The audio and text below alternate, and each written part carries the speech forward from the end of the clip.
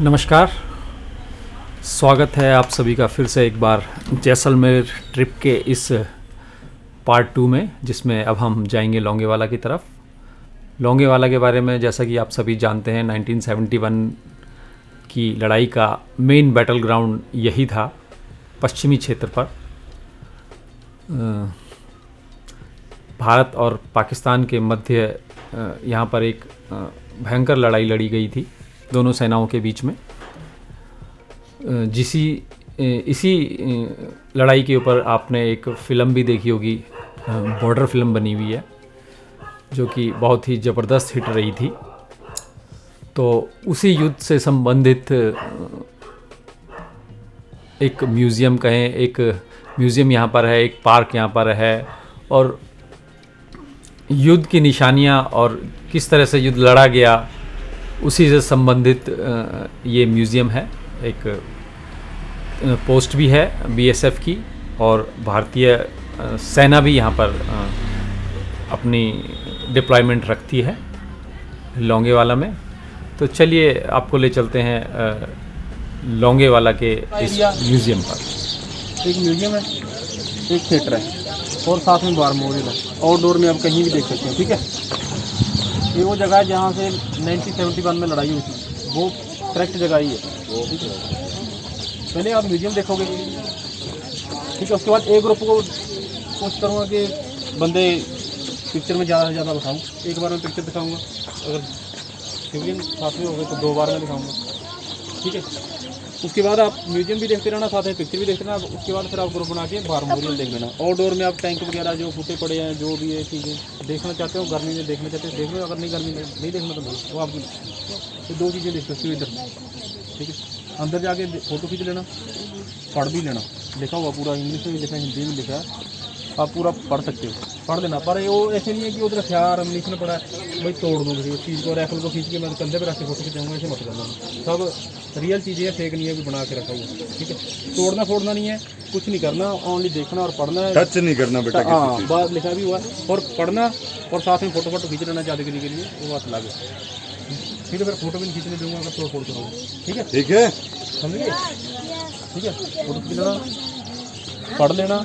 उसके बाद फिर उस वाले गेट से एंट्री करना, इधर वाले गेट से एग्जिट करना। इधर आओगे फिर आपको तब तक पिक्चर देख रहे हैं लोग, फिर आपको बिठा देंगे। ठीक है, शरारत नहीं करना, गिरना नहीं, भाग दौड़ नहीं करनी, सभी को दिखाएंगे। ठीक है, ये नहीं कोई गिर जाए, इधर पैर मोच आ गए और इधर डॉक्टर आर्मी वाले डॉक्टर को चलो पंगा पड़ेगा। मेरे ग्रुप वाले होल्ड करो। जी, तो अभी जो अब आप देख रहे हैं लोंगेवाला में स्थित म्यूज़ियम, जिसका संचालन बीएसएफ करती है। हालांकि आर्मी भी यहाँ पे डिप्लॉय है, और ये उस युद्ध से संबंधित सभी स्मृति चिन्ह कहें, हथियार कहें, खबरें कहें, या फिर किन परिस्थितियों में और कैसे हालातों में वो युद्ध लड़ा गया, उसी से संबंधित सारी जानकारी इस म्यूज़ियम में मौजूद है। उस टाइम के पाकिस्तानी सेना द्वारा छोड़े गए हथियार, वो क्या यूज़ करते थे, और भारतीय सेना क्या यूज़ करती थी। हालांकि आज की टेक्नोलॉजी को देखते हुए बहुत पुराने हो गए हैं, लेकिन उस ज़माने में ये आधुनिक रहे होंगे। 1971 की हम बात कर रहे हैं। ये बुलेट से, एक एम्यूनेशन से मार्क किया हुआ है, स्मॉल आर्म एम्यूनेशन। ये माइंस हैं उस टाइम की जी, और एंटी टैंक माइंस हैं, स्पेशली एंटी टैंक राउंड्स हैं। इस युद्ध के बारे में आपने पढ़ा भी होगा, फिल्म भी, जैसा कि मैंने बताया, आपने बॉर्डर देखी होगी तो काफ़ी आपको मालूम ही होगा। जो वैसे तो युद्ध को जीतने में एक सिपाही से लेके और एक अफसर तक सभी का योगदान होता है, लेकिन जो नायक बनकर इस युद्ध में उभरे थे मेजर चांदपुरिया, उनके बारे में अभी कभी आप पढ़ें, गूगल करें तो पाएंगे कि किस तरह से उन्हें पीछे हटने का आदेश दिया गया था, लेकिन उन्होंने आदेश ना मानते हुए अपनी पोस्ट पर ही डटे रहना स्वीकार किया। और जब तक कि बैकअप के तौर पर भारतीय वायुसेना नहीं आ पहुंची, पाकिस्तानी सैनिकों का अपने दम पर डटकर मुकाबला किया। वो भी उन आधुनिकता के नाम पर उनके पास सिर्फ एक एंटी टैंक एक जीप थी जिसमें कि मोटार कहें लगे हुए थे, और उसी के द्वारा उन्होंने पाकिस्तानी सेना के कई टैंकों को तबाह किया। और यहाँ पर अभी जो आप देख रहे हैं उस युद्ध क्षेत्र का एक मिनिएचर मॉडल है। बहुत ही अच्छे तरीके से समझाया गया है कि किन परिस्थितियों में किस तरह युद्ध लड़ा गया। ये सामने देख पा रहे हैं आप मेजर KS चांदपुरी, दाहिनी तरफ भारतीय युद्ध क्षेत्र है, और जो ये फेंसिंग आप देख रहे हैं ये बाईं तरफ पाकिस्तानी युद्ध क्षेत्र है। तो किस तरह इस एरिया में कहाँ land mines, anti tank mines बिछी हुई थी। ये सामने जो अभी आप देख रहे हैं ये पाकिस्तानी युद्ध क्षेत्र है, और ये जो रेड कलर से लाइट की बीम जा रही है ये एक तरह से मॉडल में दिखाया गया है कैसे भारतीय वायुसेना द्वारा पाकिस्तानी टैंकों को निशाना बनाया गया।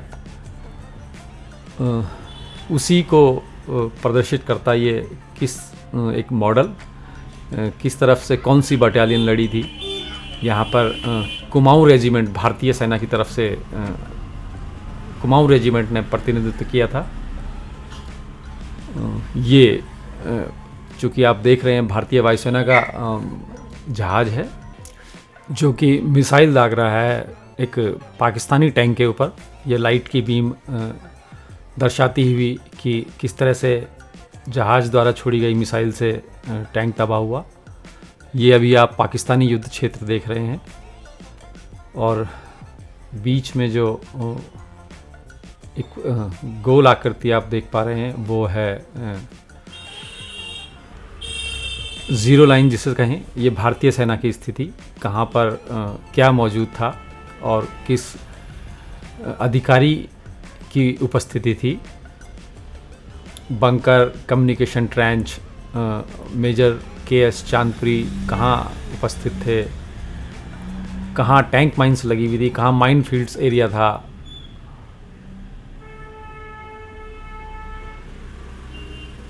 ये मॉडल उसी को दर्शाता हुआ। और जैसा कि आप जानते ही युद्ध क्षेत्र में युद्ध के बाद भारतीय सेना की विजय हुई तो ट्रॉफी के तौर पर ये पाकिस्तानी टैंक जो कि पाकिस्तानी वापस भागते हुए यहीं छोड़ गए या फिर वो भारतीय सेना द्वारा क्षतिग्रस्त कर दिए गए, ऑपरेटिंग पोजीशन में नहीं थे, यहीं छोड़ना पड़ा उन्हें। ये मैप दर्शाता हुआ कि यहाँ से किस स्थान की कितनी दूरी। अपने स्वामी नारायण मिशन के बच्चे बहुत ही खुश इस ट्रिप पे आके पाकिस्तानी सेना के टैंक के साथ फ़ोटो खिंचाते हुए, जो कि एक तरह से वार ट्रॉफी के तौर पर कहें। एक इस युद्ध क्षेत्र में हालांकि ये एरिया जो आप देख पा रहे होंगे तो दूर दूर तक कुछ ऐसे भी टैंक हैं जो बिल्कुल कबाड़ कहें या कंडम स्थिति में पहुंच चुके हैं, जो कि लगाने लायक नहीं थे। तो वो पूरा युद्ध क्षेत्र एरिया है। और पाकिस्तानी मेरे पीछे आप देख रहे हैं ये पाकिस्तानी T-59 टैंक है जो 1971 वॉर में डिस्ट्रॉय किए गए हैं इंडियन साइड से। और ये पाकिस्तान की तरफ से छोड़े हुए टैंक जो कि उन्होंने वापस भागते समय यहीं छोड़ दिए थे, गए थे। और ये युद्ध स्मारक पर लगे हुए स्मृति चिन्ह, तरह तरह के अलग अलग मॉडल के टैंक, पाकिस्तानी झंडा आप देख सकते हैं जी। यहाँ पर म्यूज़ियम के साथ साथ एक स्मारक भी है, युद्ध स्मारक। और उसी स्मारक के अंदर एक कुआं है जो पाकिस्तान की कारगुजारियों को दिखा रहा है। वापस लौटते समय उन्होंने इस कुएं में जहरीला पदार्थ मिला दिया ताकि पानी पीने योग्य ना रहे। और इस युद्ध के बारे में जो सबसे आश्चर्यजनक बात थी वो ये थी कि भारतीय सेना की तरफ से 120 सैनिकों की एक टुकड़ी लड़ी थी, जबकि पाकिस्तान की तरफ से 2000 से 3000 सैनिक थे। और भारतीय सेना की 120 टुकड़ी को बैकअप के तौर पर 4 हंटर विमानों ने साथ दिया था। और पूरे युद्ध क्षेत्र में 2 सैनिक, एक एंटी टैंक डिस्ट्रॉय हुई थी और 5 ऊँट मारे गए थे भारतीय सेना की तरफ से, जबकि पाकिस्तान के 200 से 300 सैनिक मारे गए थे, उनके 36 टैंक तबाह हुए थे और 200 से ज़्यादा व्हीकल जो कि उन्होंने छोड़ दिए थे। अबॉन्डन वाली सिचुएशन हो गई थी कि छोड़ दिए, डिस्ट्रॉय हो गए। तो इतना बड़ा डिफरेंस था दोनों तरफ की सेनाओं में, लेकिन फिर भी जीत भारतीय सेना के हाथ लगी और युद्ध का सहरा बंधा। हालांकि पूरी बटालियन के सर पे बंधा जाता है, लेकिन जो मुख्य नायक उभर कर आए वो थे मेजर चांदपुरिया जी, जिन्होंने कि पोस्ट को ना छोड़ने का फैसला लेते हुए युद्ध में डटे रहना मुनासिब समझा और पाकिस्तानी सैनिकों का जमकर मुकाबला किया। यहाँ जो ये हथियार आप देख रहे हैं ये उन्हीं के द्वारा कुछ छोड़े गए हुए हैं और ये स्मारक है जिसमें कि उन युद्ध के शहीदों की प्रतिमाएं और उनके नाम अंकित हैं। लोंगेवाला रोल ऑफ ऑनर 1971, पूरा स्मारक उन्हीं शहीदों को समर्पित है। ये लोंगेवाला में एक बहुत ही मस्ट वॉच, आपकी बकेट लिस्ट में देखने वाली जगह होनी चाहिए कि किस तरह एक मेजर डिफरेंस होते हुए भी 2 देशों की सेनाओं ने एक दूसरे से युद्ध लड़ा और एक कम यूनिट होने के बावजूद, लेकिन एक विशाल हौसले के साथ भारतीय सेना ने इस युद्ध को जीता। और इतिहास में एक इसके अलावा एक दूसरे मोर्चे पर ये युद्ध इसलिए याद रखा जाता है क्योंकि ये वर्ल्ड का पहला ऐसा युद्ध था जिसमें कि किसी देश के, दुश्मन देश के एक विशाल सेना ने समर्पण किया था। आज तक की वर्ल्ड हिस्ट्री में, वार से रिलेटेड हिस्ट्री में ये पहला ऐसा मौका था जब किसी देश के जिंदा सैनिकों को इतने विशाल तौर पर पकड़ा गया। ये उसी की स्मृतियाँ।